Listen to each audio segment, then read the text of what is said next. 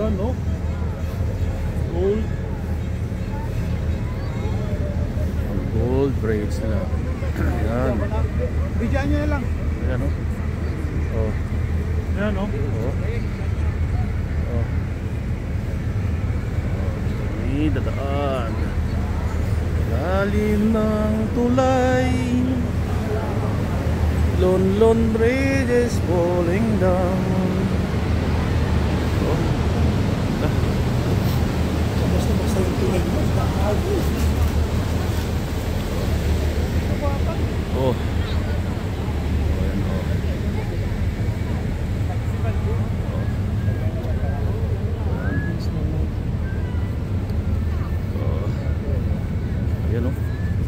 Ayun yung ano tawag yan, yung simbahan nila na sikat to, katedral. Maikutan natin yan, islet. Doon sa kabila. Ah, kabila. Sa map, meron yun sa map. Medyo mahaba-habang biyahe din. Yun yung castle.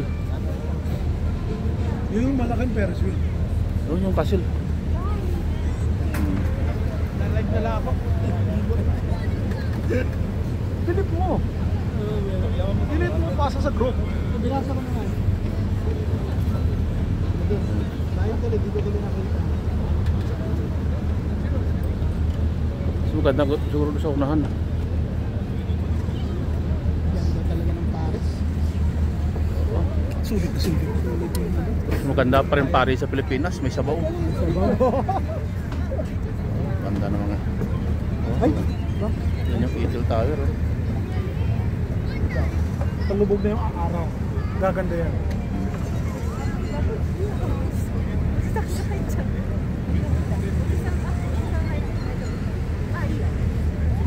Ganda. Ayun oh, mga palasyo. Oh.